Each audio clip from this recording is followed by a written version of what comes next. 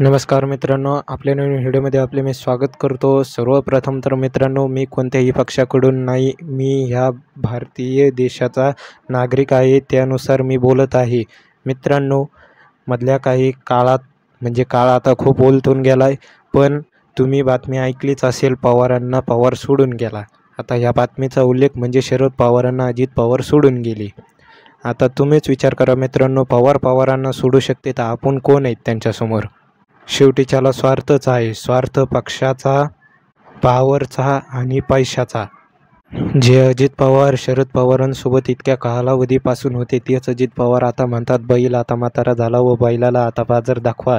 म्हणजे काय म्हणावं? आणि जे अजित पवार शरद पवारांसोबत इतक्या दिवसापासून होते, तेच पवारातलेच म्हणतात अजित पवाराच्या धरणातलं पाणी प्या. म्हणजे एकूण एकावर टीका करणे. पवारातल्या घरातले नीट राहू शकत नाहीत, आपण तर कोणीच नाहीत.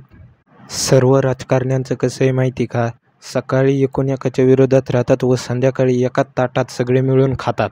जे फडणवीस साहेब आता पवारांविषयी येडंवाकडं बोलत होते मधल्या काळात, तेच फडणवीस साहेब आता अजित पवारांची घोषणा करतात. आणि जे अजित पवार काही काळा अगोदर देवेंद्र फडणवीसवर टीका करीत होता, तेच अजित पवार आज देवेंद्र फडणवीस यांची घोषणा करतात. म्हणजे मेळाला ताळ नाही, ताळाला मेळ नाही. सत्ता कोणतीही असो, भाजपची असो या काँग्रेसची असो, मेन गोष्ट आहे देशाचा, राज्याचा, गावाचा, शहराचा विकास होणे. जर या गोष्टी झाले नाही तर काय का मोदी और काय का राहुल गांधी? राजकारणी कसे आहेत माहिती का? त्यांची टीम तयार करून बसलेली आहेत. शिंदेचा मुलगा राजकारणात, शिंदे राजकारणात.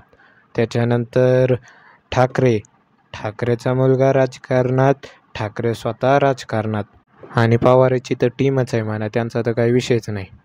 ह्याच्याहून काही लेनदेन नाही आपल्याला. मेन आपलं काम आहे देशाचा, राज्याचा, शहराचा व गावाचा विकास होणे. बाकी काही या सत्ता फित्ता येतं फालतूचं येईन जाईन, संपन फुटन तुटन मुटन काही होईन, पण फक्त मेन आहे देशाचा व राज्याचा विकास होणे. चला तर धन्यवाद.